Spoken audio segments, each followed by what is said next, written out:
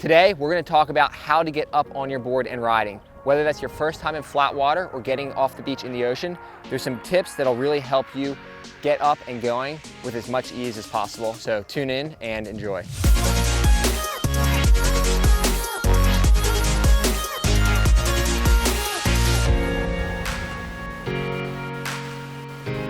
I'm Evan Netsch. We're back here today to talk about the best ways to get up on your board and riding. And for me, there's a few different ways depending on where I'm at in the water or maybe where I'm at in my session. Am I just going off the beach for the first time, or am I out in the water kind of recollecting my board and getting ready to go? There's a few different ways to do this. So I'm going to talk about three basic ways today, or actually three very similar ways, but all kind of in a little bit of a different situation. So first off, I want to talk about just your standard water start on a surfboard. Maybe you just walked off the beach and you walked out a nice safe distance and you're gonna lay down in the water and get going. Or maybe you've already been riding and you fell and you need to get back to your board. So the basics on getting up on a surfboard without foot straps is controlling the board in the water. This is the most important thing. And of course, on a twin tip or a surfboard with foot straps, you have your feet in the straps. You can lay back and you can lay there with the board on your feet for basically as long as you want to and control the board. Without foot straps, when you're laying in the water with the board, it's hard to keep the board stuck on your feet. The board, with some skill, with some time, once you get comfortable, you can lay there easier. And as you drift downwind, you can put some weight on your heels. And what I like to do is kind of almost like let my front knee come towards my body and extend my back leg a little bit. And I just kind of work that board back and forth. And that water pressure pushing on it as you drift keeps it pressed against your feet. But the longer you're in the water like that, especially in the ocean with waves, breaking waves, and water moving around you, the more likely you are to get hit by a wave and have the board knocked off your feet. So I've always believed the key to success, especially riding in the ocean and getting up and going, is speed. Getting yourself in position and then wasting no time getting yourself up and riding. So what I like to do is when my board's in the water, whether I'm just walking out in the water with it or if I'm body dragging up to it and approaching it, I like, to approach the board from that upwind angle. If I'm approaching my board and the board is facing in the direction I want to go, as I body drag up to it, I'll bring my kite all the way up to noon, basically in that starting position. So as I approach that board, my kite's immediately ready to go before my hands are even on the board.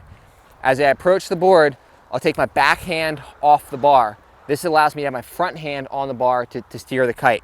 As I ride up, drag up to it, I'll put my foot right on the front of the board and use my back hand to control that tail of the board.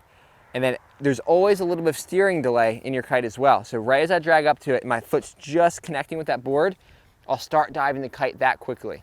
You don't need to start it that soon, but the sooner you can and the sooner you're comfortable to, I believe the better. Less time for the next wave to come and hit you if you are in a spot with breaking waves. So as you approach the board, front hand's on the bar, back hand grabs the board, I start to dive the kite, I move my back foot into position, and then as that kite lifts me out of the water, that back hand can come off the board right to the bar, that kite dives, I come up on the board, I point the board downwind, a very standard start that you would do, similar to a twin tip. You can shift a lot of your weight forward initially on a surfboard. That way you're efficient. A surfboard's got a lot more rocker, a lot more volume. You can have your weight forward, get your board speed up and going before you kind of start setting your edge and riding upwind. That would be my go-to. Now, if I'm approaching my board in the water and my board's kind of spun around backwards or it's upside down, it's in completely the wrong direction, as I ride up to it, what I'll usually do is use one hand to flip that board into position even as I'm dragging. So if I'm body dragging this direction right now, the kite on the edge, I'll take my bottom hand off the bar. As I drag up to it, I'll grab that nose, slide that board around as I'm dragging, get that nose pointed forward. As I do that, the kite's drifting up over my head, switch hands on the bar. Now I can go ahead and put my front foot on the board, use my back hand to control the tail of the board, dive the kite and go. Same thing if the board's upside down. I'll drag up to the board. In this case, I'd probably come about the midway point of the board, bring the kite up over my head, switch hands, use this hand to roll the board over in the water, then use that hand on the tail of the board, front hand on the front, dive the kite and go.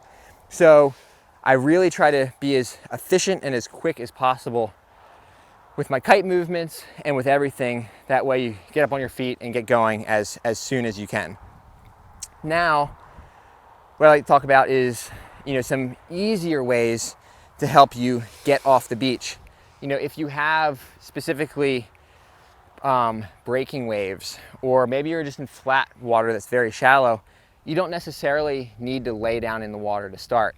And for me, it actually can be a lot harder to lay down in the water and start, especially in a situation where there are some waves.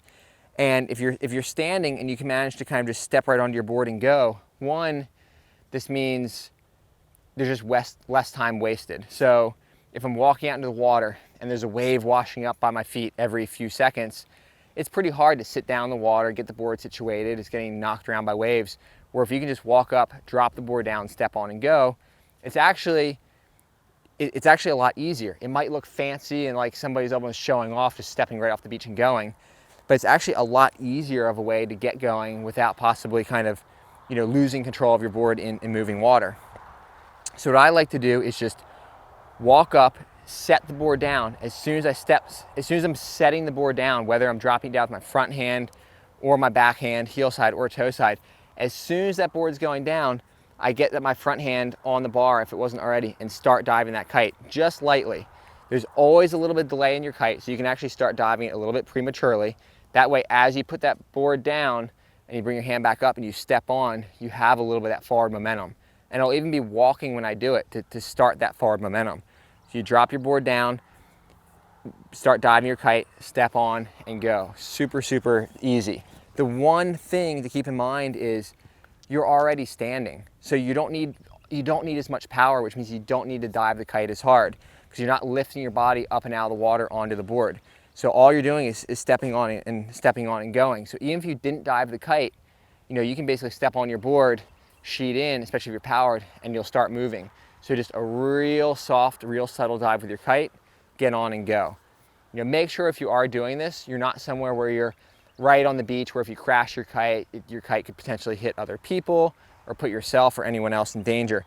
Certainly know your skill level, know your location, and if it makes more sense, which it often does, body drag out, get yourself offshore in a safe distance from the beach before you start riding.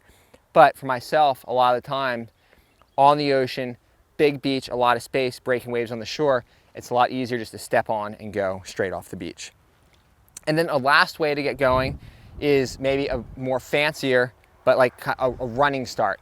And I'll do this as well, especially in the ocean. If there are like breaking waves on the beach, I'll kind of run and just kind of jump over that first little white water that comes up.